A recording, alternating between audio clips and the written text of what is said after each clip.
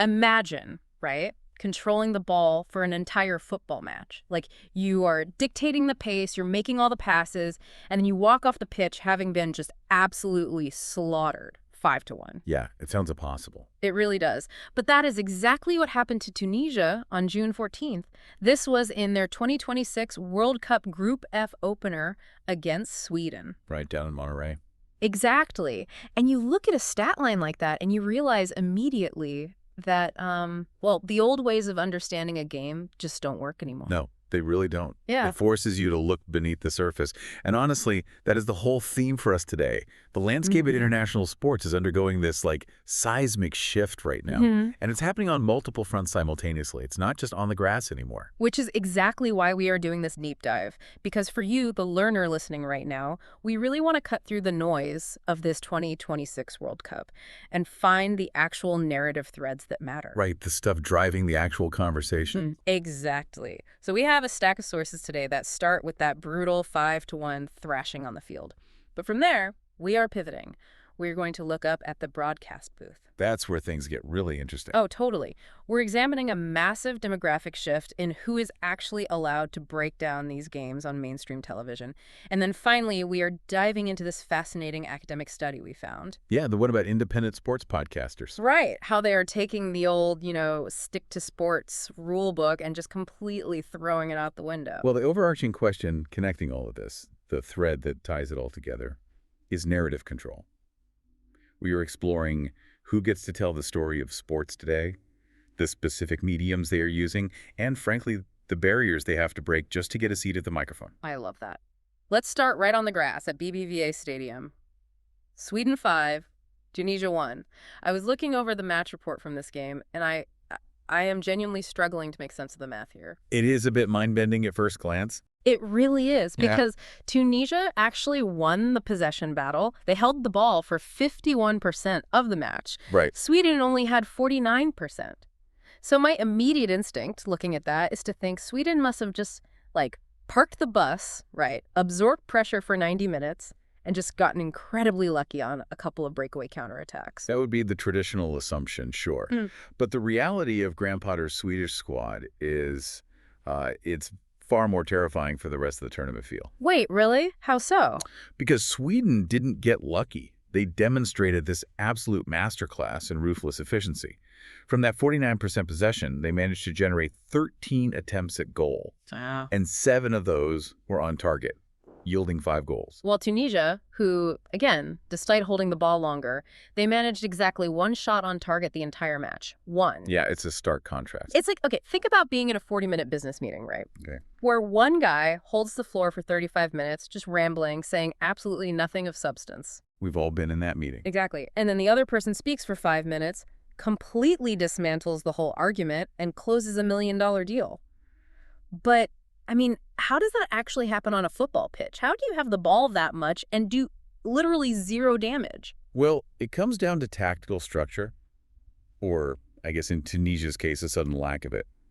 The sources note that Tunisia accumulated 5 offsides. Right, which means they were pushing up. Exactly. They were attempting to play this high, incredibly disorganized defensive line. And Graham Potter recognized this immediately. So what did he change? Instead of fighting for, sterile possession in the middle of the park, Sweden just used perfectly timed vertical passes. They bypassed the midfield entirely. Oh, wow. So they just let them have the ball? Precisely.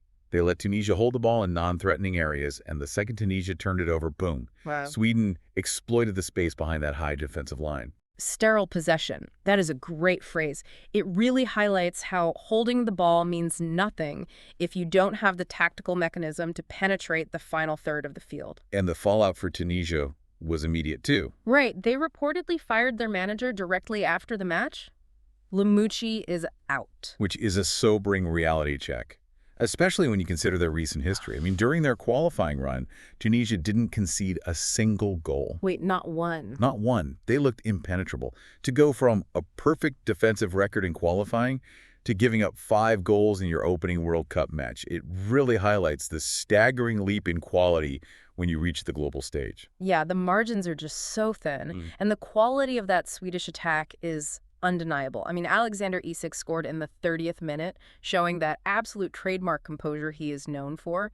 He just completely froze the keeper. Typical Isak. Yeah, and then Viktor Gyökeres sealed the deal with the third goal. And I think it's worth reminding everyone listening just how dominant Gyökeres has been lately. Oh, absolutely. He's on fire. He came into this tournament having just won the 2025 Ballon d'Or Gerd Müller Trophy, which, for those who might not follow the European award super closely, is given to the absolute highest scoring striker in the world. He netted 53 goals for Sporting CP last season. 53. It's absurd. Facing an Isak and Gyökeres partnership is basically a defensive nightmare. Right, so the tactical execution was flawless. Yeah. But, within all those cold, hard statistics, there was this deeply complex human element to the match that traditional sports coverage often struggles to capture. I know exactly who you're talking about. Yassine Ayari. Yeah. He scored twice in this game. Once really early in the 7th minute, and again deep into stoppage time at 90+6.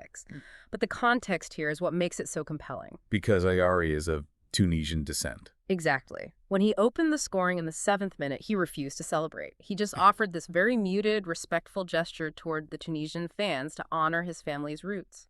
The psychological weight of that moment is immense, if you think about it. Yeah. You're playing on the biggest stage of your life, you score in a World Cup, and your immediate instinct is to suppress your own joy out of respect for your heritage. And yet he still has a job to do, right?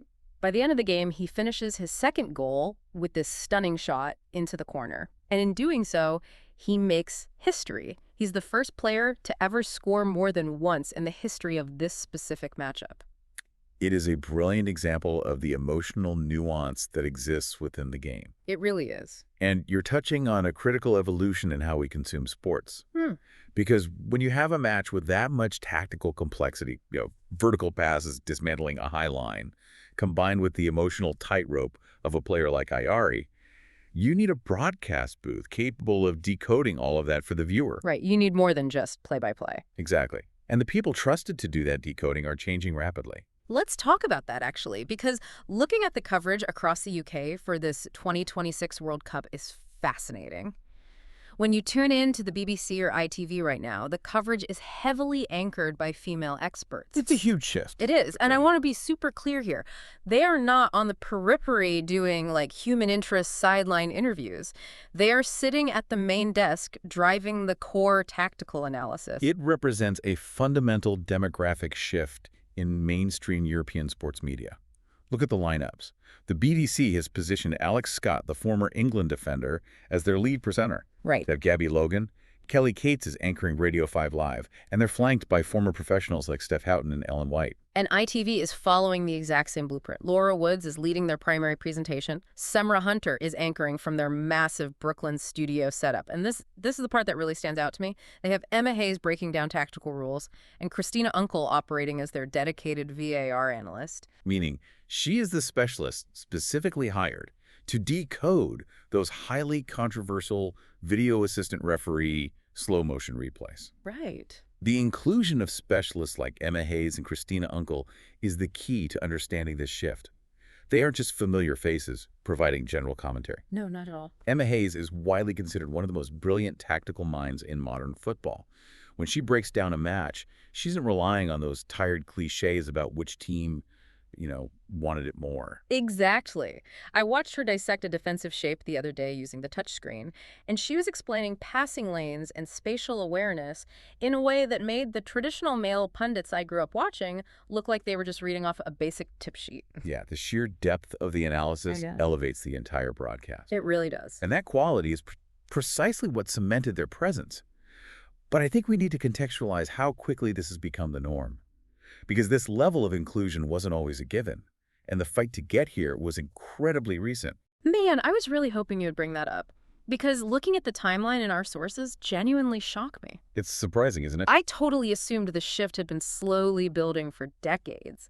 But we have an article here from The Guardian, written by former professional footballer Leanne Sanderson. It was published in 2018. Just 8 years ago. That is only 8 years ago. And the entire piece is this impassioned defense of female commentators. The backlash during the 2018 Men's World Cup was intense.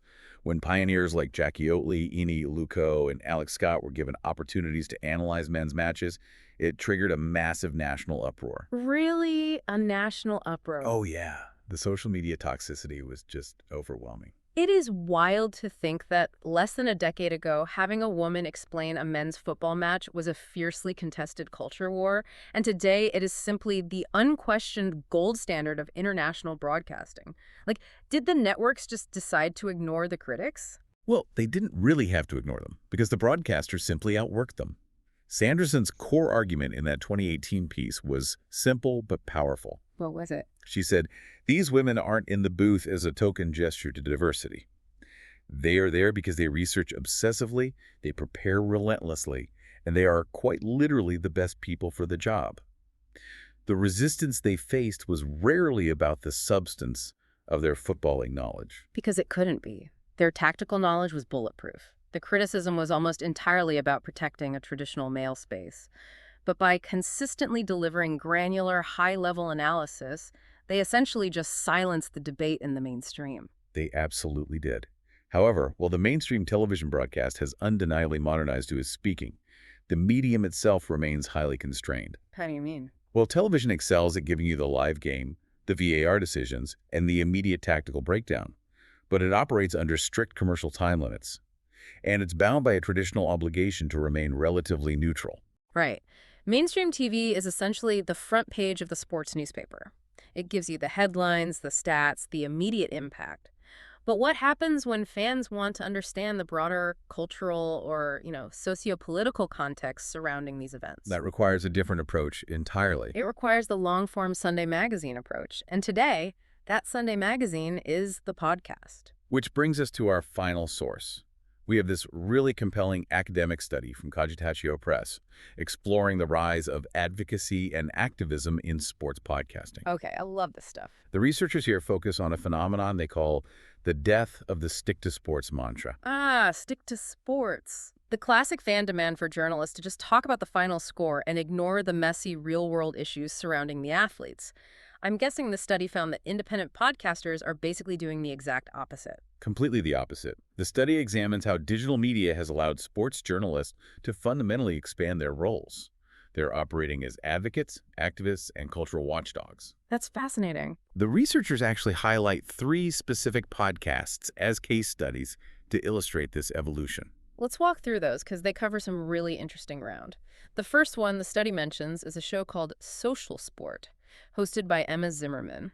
Now, if you just looked at the category, you'd think it was a standard podcast about track and field and endurance running. But Zimmerman utilizes that specific athletic framework as a lens to examine massive systemic issues. Like what? Well, she uses running to discuss Title IX, the U.S. civil rights law that ensures gender equality in education and athletics. She explores climate change and its impact on outdoor sports. She even tackles racial justice and indigenous sovereignty. Wow. That is heavy, complex material for a sports show. What about the other example? The second case study is Burn It All Down. That was founded by a collective, including Shireen Ahmed and Jessica Luther. Oh, I've heard of them. Yeah, and this program takes an explicitly intersectional feminist view of international sports. They view their role as educational watchdogs. Meaning they're actively looking for issues to expose. Exactly. The study notes they focus heavily on fighting systemic inequality and critically examining instances of gendered violence within sports organizations, topics that mainstream media networks often gloss over to protect their relationships with the sports leagues. And the third show the study highlights is Edge of Sports, hosted by Dave Zirin, which has a slightly more mainstream reach.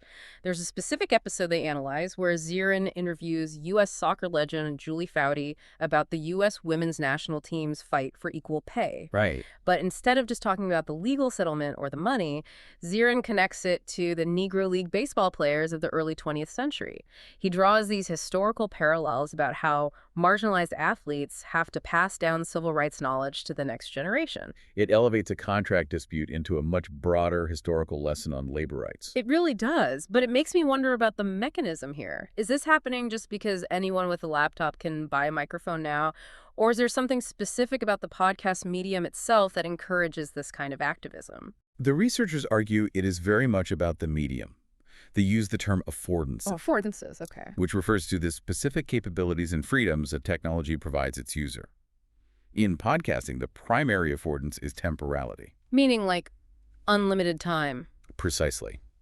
There is no network producer in your ear counting down the seconds to a commercial break.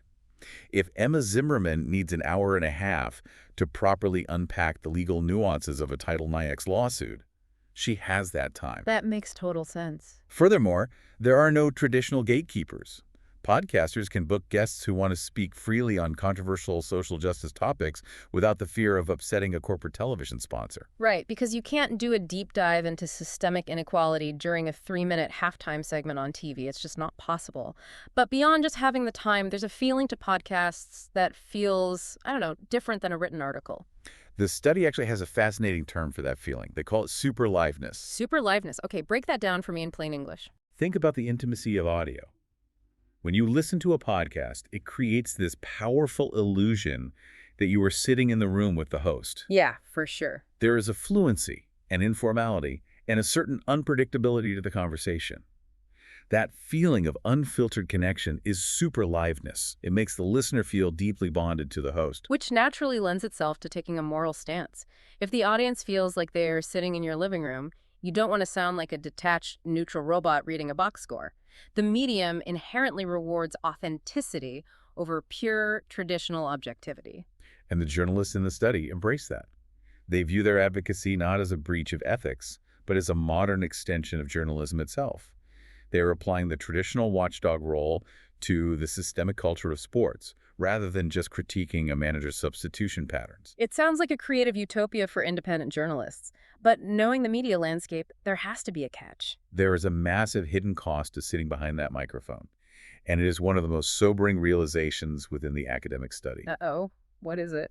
Of the 3 highly influential podcasts, Examine Social Sport, Burn It All Down, and Edge of Sports, 2 of them have actually ceased production. Wait, really? Social Sport and Burn It All Down are both gone? Yes. But these shows are literally the subject of academic research on the future of media. They are clearly beloved by their audiences, and the hosts just walked away. Both Emma Zimmerman and Shireen Ahmed chose to step back from the microphone and return to traditional text-based print journalism. Why would you build an audience like that and then leave the medium entirely? That's crazy. The researchers attribute it to the crushing weight of emotional labor. Emotional labor, you mean the mental toll of the subject matter, or the actual physical act of podcasting? It is the devastating combination of both. We just discussed how super liveness and intimacy are the greatest strengths of podcasting. Right. But generating that intimacy requires an immense amount of emotional performativity from the host. Mm-hmm. When you write a print article about a difficult topic, you can format your thoughts, edit the text, and step away from the keyboard. The reader consumes the information without needing to hear your voice crack. But when you are speaking into a microphone, there is nowhere to hide. Exactly. You have to project authenticity, passion, and empathy continuously in real time. Now imagine carrying the heavy weight of social justice advocacy, parsing complex trauma, discussing systemic racism, or analyzing gendered violence. Yeah. Trying to process that trauma vocally while sounding perfectly authentic for a global audience week after week, it leads to a massive risk of psychological burnout. Wow. I think everyone listening can relate to that on some level. Think about how completely drained you feel after leading just one highly engaged Zoom meeting where you really have to be on. Right, it's exhausting. Now imagine doing that, but you aren't talking about quarterly sales figures. You are absorbing and reflecting the pain of systemic injustice, and your audience expects you to be a beacon of empathy every single episode. I mean, I would go back to the quiet of print journalism, too. It really highlights a critical vulnerability in this new media landscape.